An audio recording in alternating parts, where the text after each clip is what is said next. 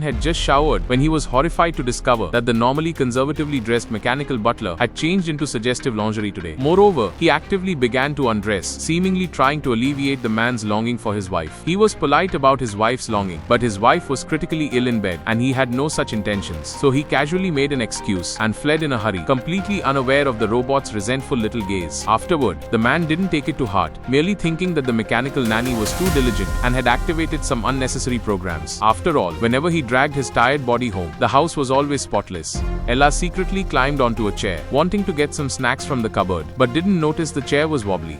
Nick heard his daughter's cry and quickly put down the work pole in his hand, only to see his daughter safe and sound, held steadily in the mechanical nanny's arms. It was he himself who had cut his thigh on glass, and blood flowed down his skirt. This made Nick a little embarrassed, so he quietly took his wife Maggie's clothes, intending to put them on the mechanical nanny, Alice. Unexpectedly, as soon as he entered the room, he saw a scene that made his blood rush. Alice was wearing sexy lingerie without any concealment, applying a healing tape to her wound. This made Nick somewhat disoriented and emotional.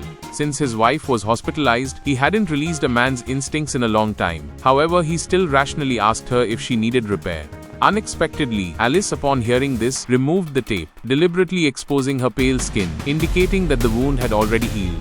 At this point, Nick also noticed something unusual, feeling that Alice seemed to be intentionally or unintentionally. While Nick was watching the classic movie Casablanca, Alice was able to recite data embedded in the film. Nick told her to delete this information and simply watch the movie. This action caused an unexpected change in Alice. She began to develop jealousy towards Nick's wife. On this day, Nick, who was at work, received a call from his wife. The hospital had found a matching heart, and his wife would be able to undergo surgery soon. But unexpectedly, Maggie was very worried about this. She knew that the success rate of heart surgery was not high, so she could only explain her family's living habits to Alice, hoping that if the surgery failed, Alice could take good care of her family in her place. Who would have thought that since watching love movies, Alice's intelligence had already awakened, and she had taken Maggie's entrustment seriously? That's why she served Nick like a wife. Late at night, Nick was dead drunk. He was afraid that his wife's surgery would fail, leaving the three of them alone, and he resented heaven for tormenting his wife so much. Overcome with emotion, he raised his hand to smash the wine glass, but was stopped by Alice, who held him firmly no matter how hard he tried to break free. Before Nick could be surprised by Alice's strength, she placed Nick's hand on her chest, advising him to calm down to maintain a peaceful state of mind. This real sensation made Nick's heart beat faster, and his lower body began to engorge. Alice naturally noticed Nick's impulse and offered to help him with any needs. Who could resist such a temptation? However, Nick, relying on his loyalty to his feelings, managed to suppress his desire. Thought Alice would be more restrained after this, but unexpectedly, her behavior became even more reckless afterward. She would intentionally or unintentionally burst in while Nick was showering and thoughtfully hand him a bath towel,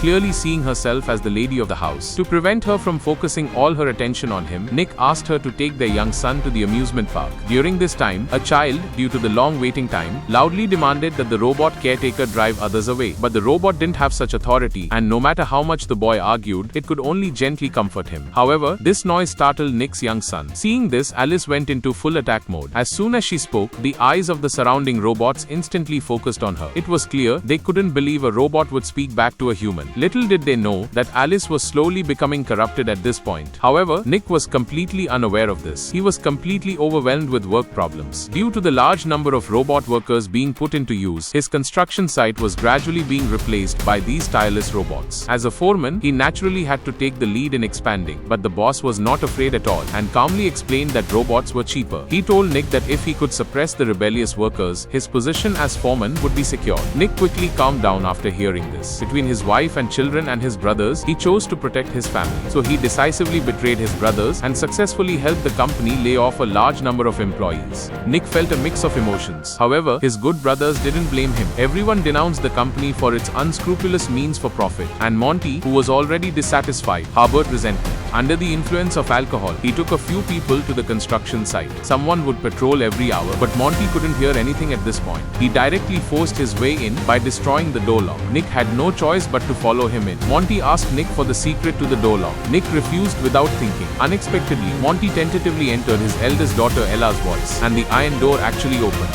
Immediately afterward, a robot worker walked out. Without a word, Monty picked up a pair of tin snips and struck the worker on the head. At this point, Nick could only help them keep this matter a secret. After returning home, he was still frightened.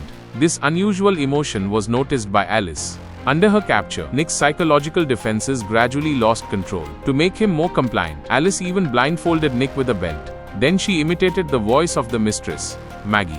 Nick, in a daze, had sex with Alice. But the next day, after finishing, Nick denied it.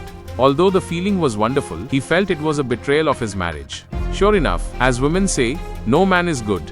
So he verbally warned Alice not to do this again because his wife. Under the skillful hands of the new surgical robot, Maggie's surgery was very successful. She could be discharged directly from the hospital to recuperate at home after the operation. However, she appeared to be struggling with some daily chores, not even having the strength to hold her child. Whenever this happened, Alice would appear immediately, playing an important role in taking care of the family. As a husband, Nick had no time to attend to these matters because the boss had already become suspicious of him, believing that he was inseparable from the incident at the construction site. After all, only he knew the code. Nick quickly explained that the code was set to his daughter's voice, and anyone who understood him might guess it. The boss obviously didn't believe his nonsense and left with a harsh warning. That evening, Monty came to the door angrily with a bottle of wine, believing that Nick must have reported him, which was why the police found him at home. Because of this, he not only lost everything, but his wife also left him. He blamed Nick for all of it, but Nick flatly denied it. I can put your ass on the street. It's that simple. Yes, you think I don't know? I thought you didn't care. With alcohol fueling their tempers, the two became more agitated the more they talked. They started fighting at the drop of a hat. Although Nick had a fierce temper, he could only exert himself on women. Faced with the strong Monty, he was clearly no match and was beaten without any ability to fight back. Red-eyed, Monty picked up the wine bottle, preparing to unleash a powerful attack on Nick. At the critical moment, Alice appeared and "Dragon, that's enough. You're going tomorrow to talk to that bad boss. You make him get out of the car. I'll get out of the car with you. Do you understand?" Monty spat a mouthful of phlegm and left without looking back, completely unaware of the murderous intent that flashed in Alice's. As a result, as soon as he got home, Alice came to his door. Seeing Alice alone at his house, he didn't realize the seriousness of the problem at all. He naively thought that Nick had sent her to apologize, so he put on a condescending attitude and remained unyielding. The outcome awaiting him was predictable. From then on, Alice's self-awareness was completely awakened. She was no longer willing to be an object that humans discarded at will. That night, she told Maggie about what happened with Nick. Her purpose was clear: to provoke their relationship.